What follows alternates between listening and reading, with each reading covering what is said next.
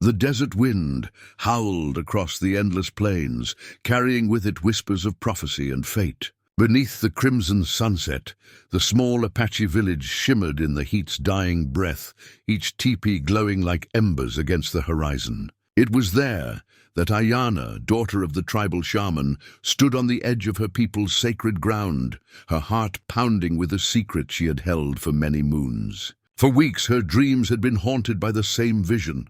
A man standing alone beneath a dying sun, his eyes filled with pain and purpose, his presence both foreign and familiar.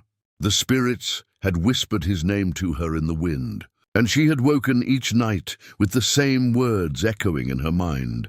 He comes from the world beyond, but he belongs to you. And now that vision stood before her, alive and breathing.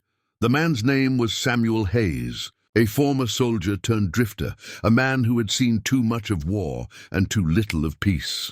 His horse had gone lame 2 days east of the village, and exhaustion had driven him toward the smoke rising in the distance. He had expected hostility. After all, his kind weren't welcome on these lands, but what he found instead was the piercing gaze of a woman who looked at him as if she already knew him. When their eyes met, time seemed to stop. Around them, the villagers watched in tense silence, ready to defend their land. But Ayana raised her hand, a gesture of peace, and whispered in a trembling voice, "You're the man I saw in my dreams. By sacred law, you are now my husband." Samuel froze, the desert wind tugging at his worn coat. He thought he had misheard her, thought the sun and thirst had clouded his mind. But when the elder stepped forward, a stoic man with weathered skin and eyes like burning coals, he spoke solemnly, confirming her claim. The dream of the shaman's daughter cannot be denied. When she sees the spirit of her bonded soul, the union is sacred. The Great Spirit has chosen. The people murmured their approval, a mix of awe and confusion. Samuel, still reeling, tried to protest. "I don't understand," he said hoarsely. "I'm no spirit, no husband, and I'm just a man passing through." But Ayana only smiled faintly, her voice soft yet sure. "No man passes through the dreams of the chosen. You were sent here, Samuel Hayes. The spirits brought you to me." That night, as the tribe celebrated with drums echoing under the stars, Samuel sat apart, staring into the fire. He felt torn between disbelief and something deep inside him, something he hadn't felt in years. Ayana approached quietly, her shadow long and graceful in the flickering light. "You don't believe," she said, kneeling beside him. "I've seen men like you before, hearts full of storms. But the spirits do not lie. They showed me your face because you are meant to heal, and through you my people will be saved." He looked at her, her words pulling at the scarred corners of his soul. "Saved from what?"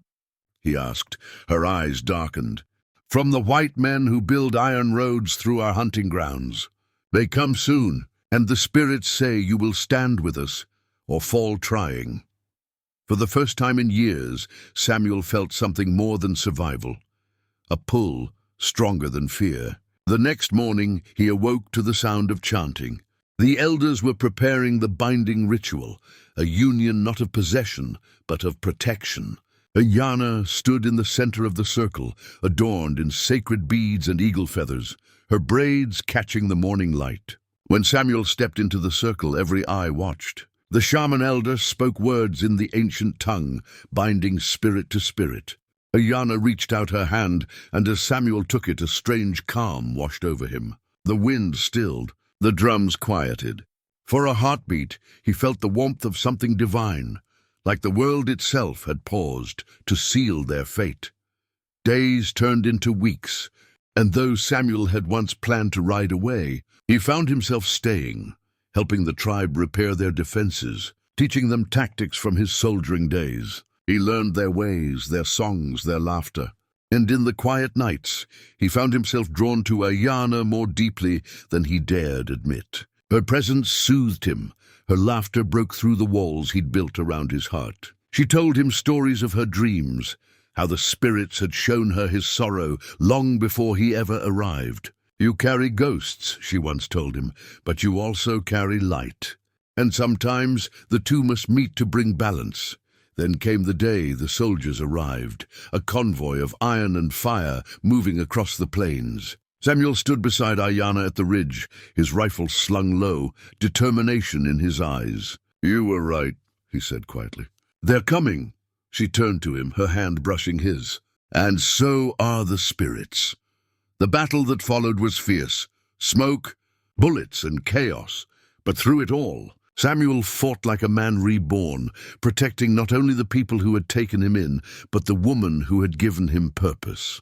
When the dust finally settled, and the sun rose again over the blood-stained earth, the invaders had retreated, broken and beaten.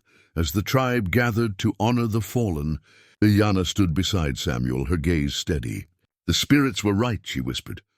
"You were sent to us not by chance, but by destiny." Samuel, exhausted yet alive, looked into her eyes and finally understood what she had known all along, that some bonds are not made by man or law, but by the will of something far greater. He took her hand and said softly, "Then I'll honor that destiny, Ayanna, not because the spirits command it, but because my heart does." She smiled, her eyes shimmering like the morning light over the desert. And as the drums began to beat once more, their rhythm carrying across the open plains, a new story was born, one of love, courage, and the kind of faith that even time cannot undo.